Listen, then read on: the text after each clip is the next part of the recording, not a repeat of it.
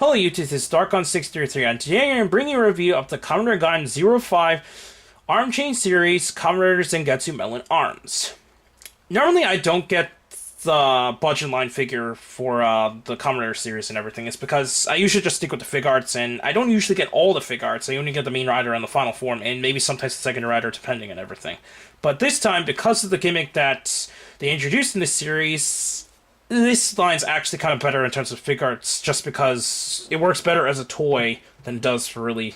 I mean, you could display it and everything, but fig arts are mostly just for display. This is actually used for different types of changing the forms and everything, and I thought that was a really cool gimmick. So, yeah, this time I decided to actually get into this line. I don't have very many, especially since a lot went out of stock really quickly. At this point, this is like one of Japan's most successful budget lines for Kamen Rider. There are other lines that are popular as well, just nowhere near as popularity as this one, even to the point that they can barely keep it on their store shelves and so on. Well, anyways, we have the box, which we'll take a quick look at.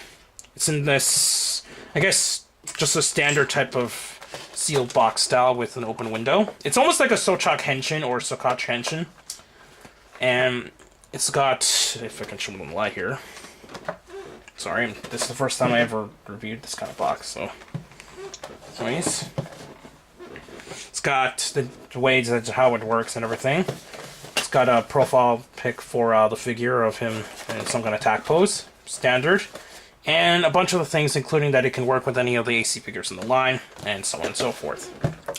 Anyways, the contents of the box includes the main base body, which I'll now zoom for you. A really warped, for mine at least,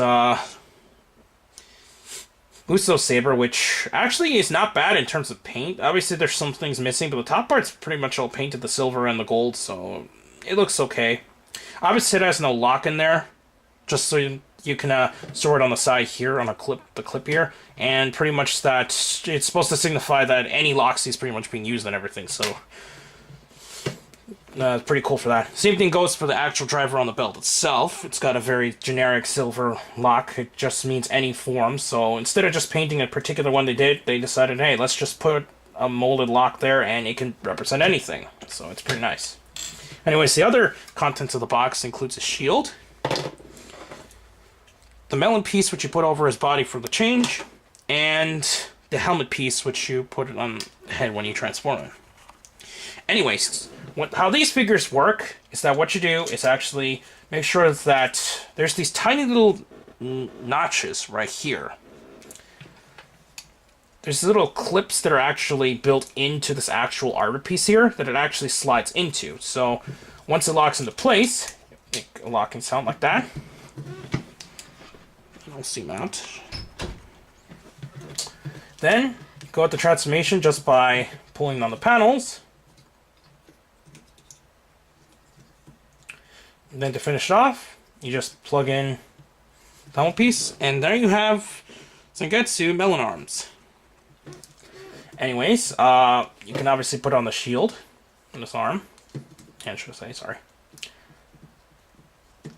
Unfortunately, it doesn't really fit in very snugly.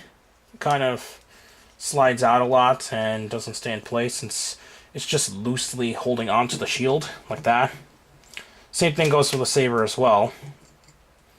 So that's kind of unfortunate, just the way that they made the hands. So it just kind of loosely fits it, so on. It's because it's already started to slide down and everything, so it's kind of an unfortunate part about these figures. In terms of paint-wise, in terms of the form itself, it's actually not too terrible. Most of the paints there and are sculpted or molded, so it's nice that it's got most of the stuff there.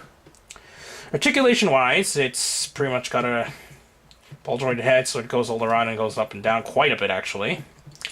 His arms are on ball joints as well, which allows for full movement. Nothing is hindered by the armor, because these panels are actually... This is actually a separate piece, obviously, since it's attached, so it's cool that it can actually have, like, full range of poses.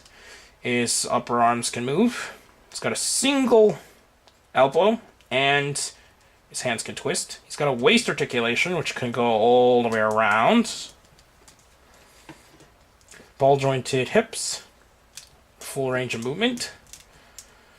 Thigh swivel, single jointed knees, and feet are on ball joints to have full range of movement. So this is actually a quite articulated figure, so it's really nice.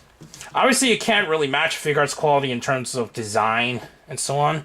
But when it comes to a budget line toy for kids and all that, this actually is far more superb than even the Power Ranger toys that are released in America from Bandage America. Even though they have improved over the years, this definitely beats that, especially since of how the figure works and everything. So, yeah, so this is the only other figure, the only figure that I got, except for Jimba Lemon Arms, which I'll just show off here, just to show a size comparison.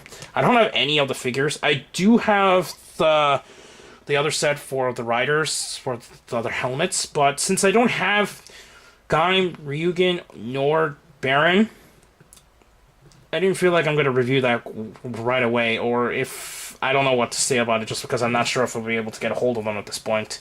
I could obviously just use the helmet on him, but the mold's a little different and the paint's a little different, so it looks kind of odd compared to how it's supposed to, so let's just move into the side.